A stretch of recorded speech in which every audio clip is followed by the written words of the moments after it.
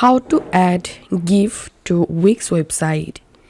It's really very easy process for adding a GIF or GIF to your Wix website.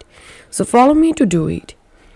First of all, log into your Wix website dashboard, and once you are here, click on Edit Site.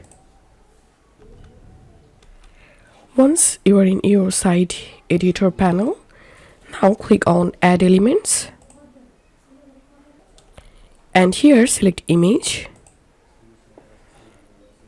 and click on Upload Image. And I'm clicking on Upload from Computer. And here I'm selecting the GIF I want to add to my Wix website.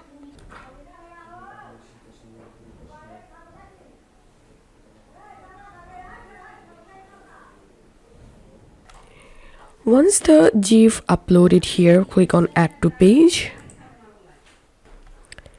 And as you can see, the GIF has been successfully added to my Wix website. Now you can resize the GIF like this.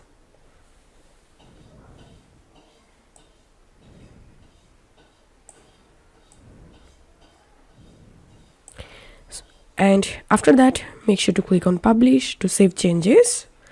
This is how we can do it.